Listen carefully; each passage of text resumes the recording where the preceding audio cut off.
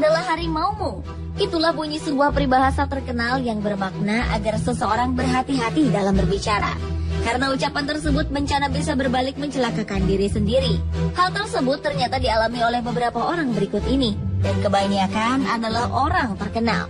Mereka tewas karena berbicara sembarangan dengan ucapan yang menghina Tuhan, sang penguasa kehidupan. Ucapan-ucapan itu memang diperkatakan dengan bercanda atau tidak berasal dari hati. Namun bagaimanapun juga, baik atau buruk setiap perkataan kita semuanya akan dipertanggungjawabkan di hadapan Yang Maha Kuasa. Berikut adalah orang-orang yang tewas karena menghina Tuhan versi on the spot.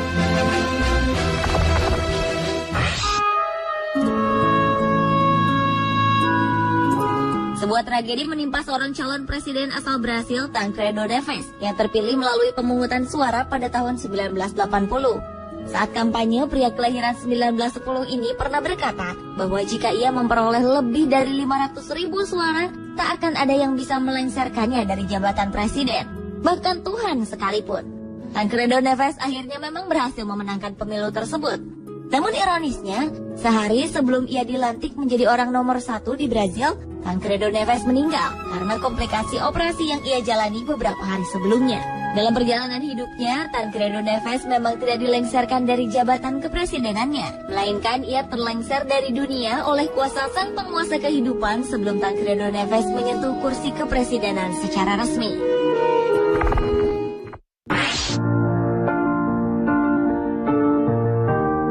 John Lennon. Ia adalah salah satu personil band The Beatles asal Inggris yang populer dan fenomenal di tahun 60-an. Namun John Lennon juga terkenal karena kematiannya yang mengenaskan. Pada tanggal 8 Desember 1980, John Lennon tewas tertembak di depan rumahnya di New York, Amerika Serikat oleh seorang penggemar fanatiknya sendiri, Mark David Chapman. Beberapa tahun sebelumnya ketika tengah diwawancarai oleh media Inggris, Evening Standard, John Lennon pernah mengatakan bahwa ia dan The Beatles lebih terkenal dibanding Tuhan. Ia pun menantang dengan berkata, "Kita lihat, siapa yang lebih dulu tenggelam? Tuhan beserta ajarannya atau The Beatles dengan aliran rock and roll-nya?" Pernyataan John Lennon ini pun mengundang kontroversi. Para remaja yang marah dengan kalimat John Lennon itu kemudian membakar piringan hitam serta poster-poster The Beatles. Tahun 1970 The Beatles membubarkan diri lalu tenggelam. Sementara itu jauh sebelum The Beatles ada dan hingga selama-lamanya Tuhan yang Maha Kuasa tetap ada. Penembakan yang dilakukan seorang penggemar John Lennon tersebut dianggap banyak orang sebagai akibat dari perkataannya yang menghina Tuhan.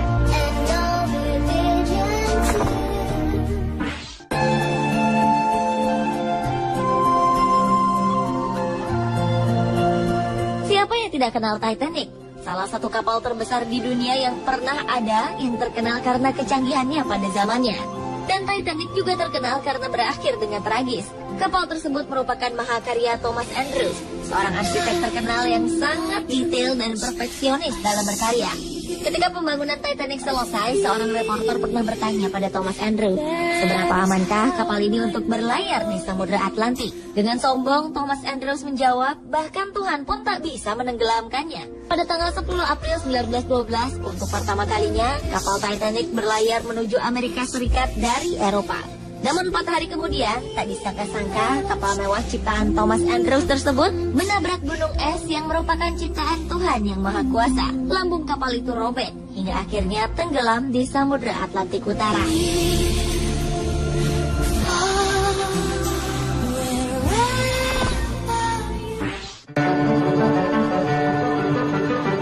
Cantik, populer, dan kaya raya adalah kehidupan yang dialami Marilyn Monroe, aktris terkenal di era 50-an.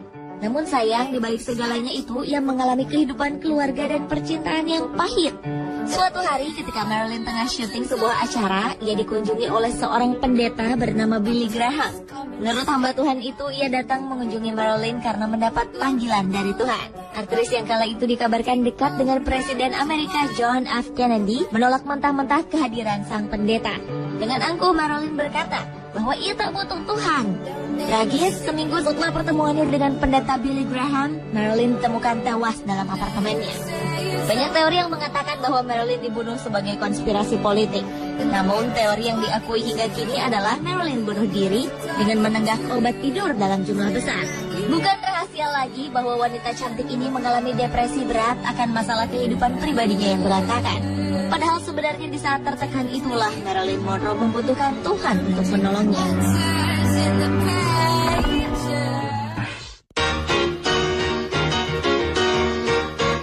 Sikap penghinaan terhadap Tuhan yang berakhir tragis juga pernah dilakukan oleh seorang penyanyi dan penyair terkenal asal Brazil yang bernama Cazuza. Saat tengah melakukan pertunjukannya di Rio de Janeiro, Brasil, artis yang meninggal pada tahun 1990 itu menghembuskan asapnya ke udara sambil berkata dengan sangat tidak sopan, "Tuhan, asap ini untukmu." Pria dengan nama asli Agenor Miranda Araújo Neto ini pun akhirnya meninggal karena kanker paru-paru di usia 32 tahun. Cazuza merupakan salah satu artis terkenal Brasil yang telah menjual lebih dari 5 juta kopi album. Sayangnya, kehebatannya dalam berkarya tidak seperti kehidupan pribadinya. Ia diketahui mengidap AIDS dan memiliki orientasi seksual ganda atau biseksual. Selama hidupnya, ia juga pernah mendapatkan beberapa masalah dengan obat-obatan terlarang.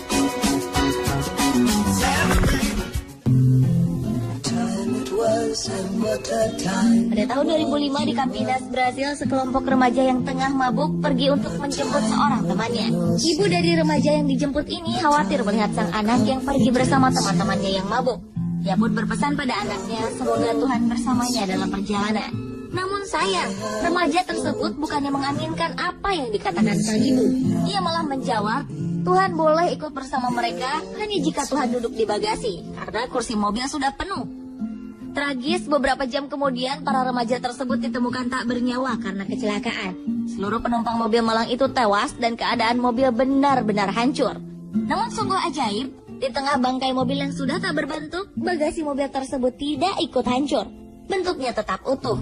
Apakah ini sebuah kebetulan? Atau memang Tuhan telah menyatakan kekuasaannya sebagai pengendali setiap keadaan? A time of innocence. A time of confidence. Pemirsa, itulah orang-orang yang tewas karena menghina Tuhan versi on the spot. I have a photograph, Prince of